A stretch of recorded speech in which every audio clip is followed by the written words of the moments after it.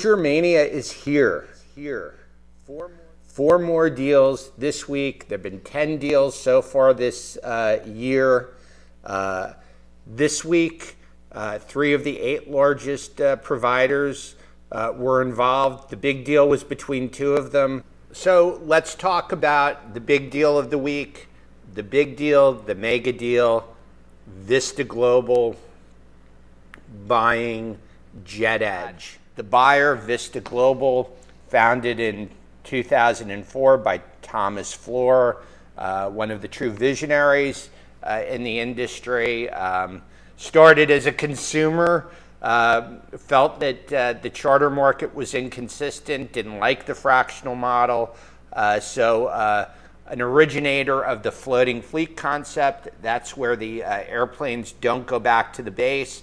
They go and drop off a passenger, wait and go to pick up the next passenger. So more efficient flying, and also a proponent of a branded fleet where you get that same experience. One of the reasons people like the fractional ownership model is while you can fly on 10 different tail numbers of the same aircraft type,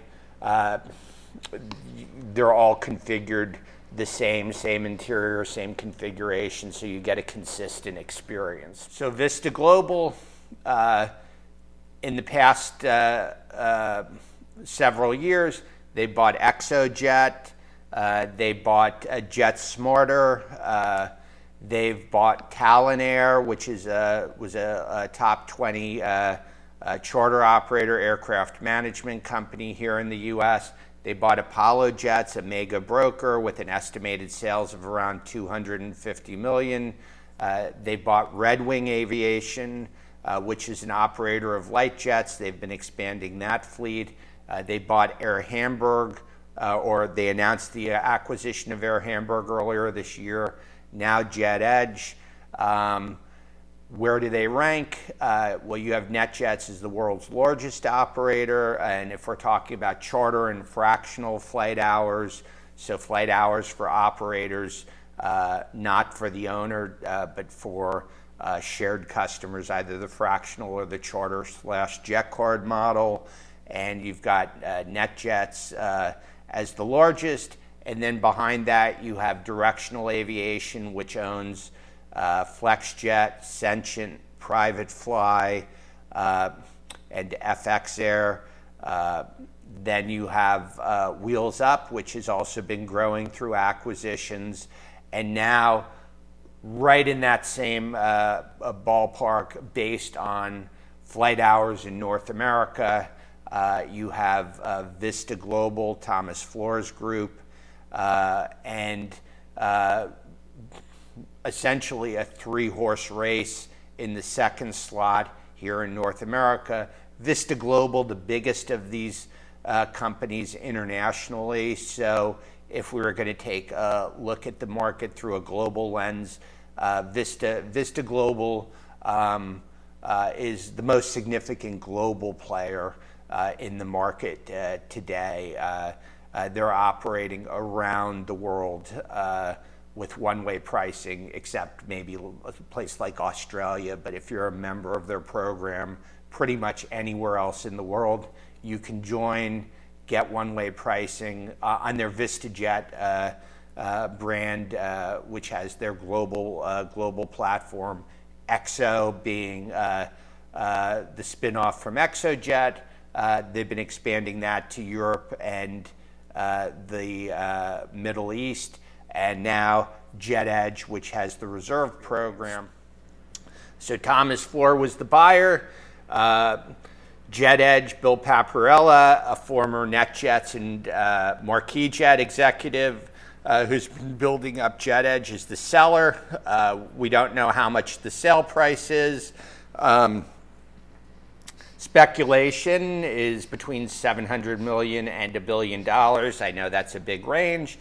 JetEdge has a fleet of around 100 aircraft, some owned, managed, leased, but they had become a sizable operator.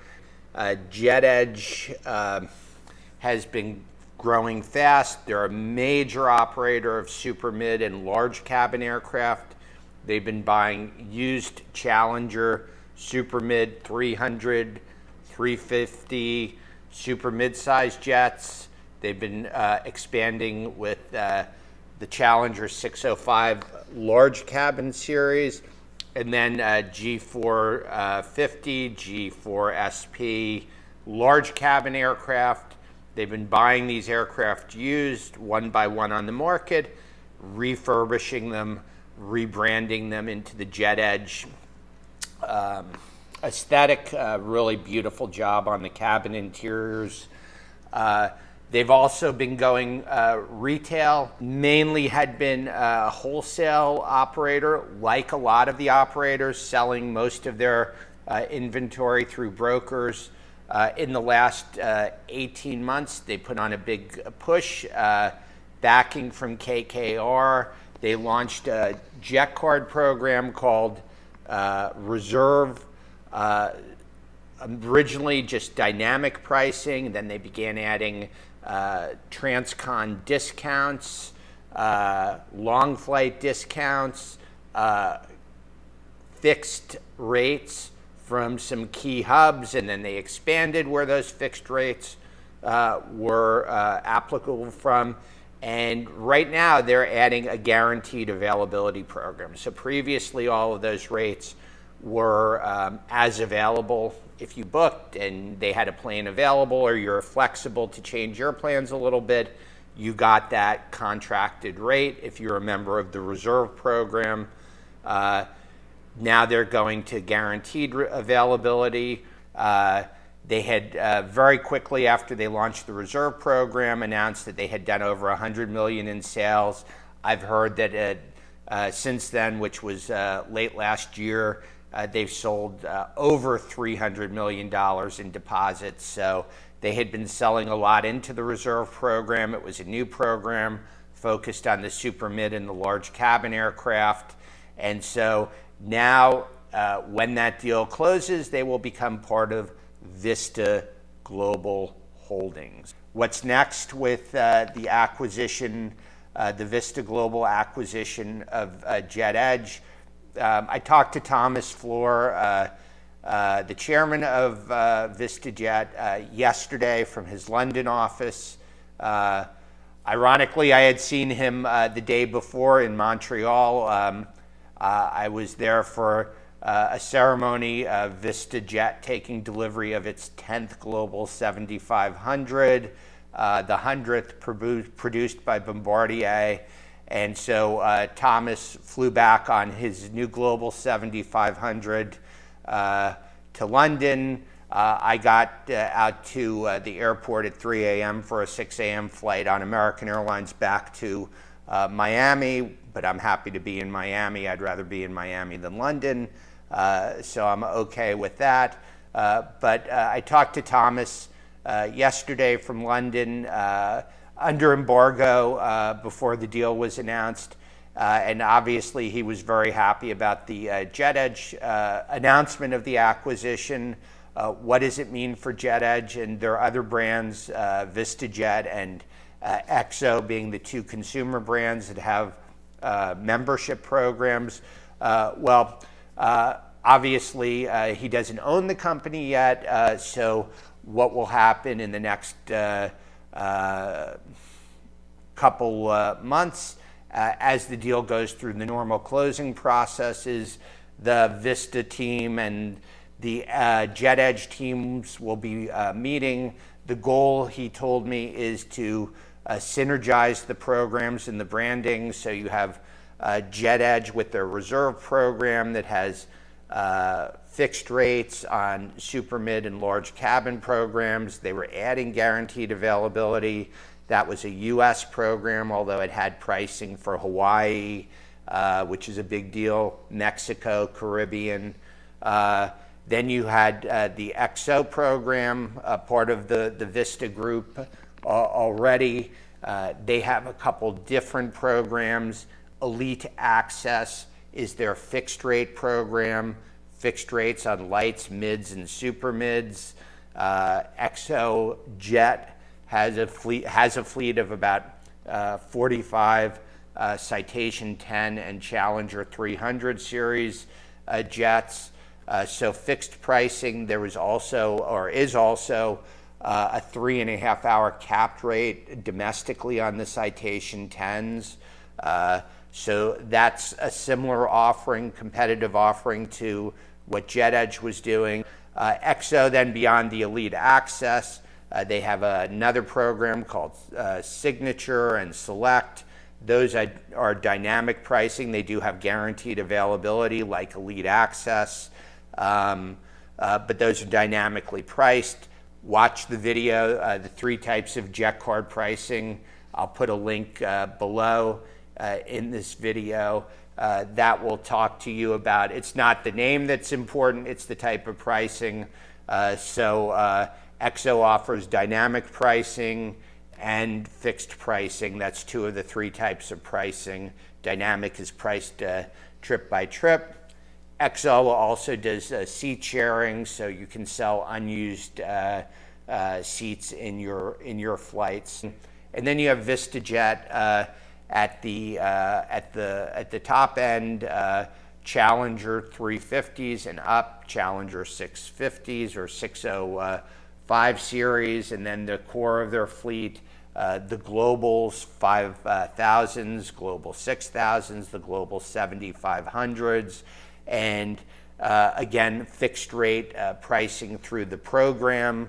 That's their version of a jet card. You buy at least 50 hours. It's a 3-year commitment, but you get one-way pricing worldwide. What Thomas told me is over the next couple months, the goal is to put together a product lineup where they have very clear segmentation and branding. What he did say, what he promised, is that consumers are going to have an even wider variety of choices. So if you like your current program, you'll still have something like that available. So if you like what you have, he's saying that you're going to have more of it and more options. And obviously, with the fleet growing, the Air Hamburg acquisition, 45 airplanes, JetEdge close to 100, in a high demand period, and that's where we are right now. Inventory is key, and so the Vista Global family fleet is growing with the new deliveries. It's going to be over 350, I believe, by the end of the year. So more inventory for members of the different Vista Global programs. What XO, JetEdge, and VistaJet end up offering, TBD. I think VistaJet's probably going to change the least, but how Vista Global synergizes the JetEdge brand and what they're offering with the XO brand will be interesting to watch. But I think there are some very, very good opportunities to do some very strong segmentations, and I'm looking forward to seeing what's going to happen. Thanks for watching. If you like this video, please hit the like button and please subscribe. Also, please visit privatejetcardcomparisons.com, sign up for our free e-newsletter, and learn more about how we can help you find the right private aviation solution for your unique flying needs.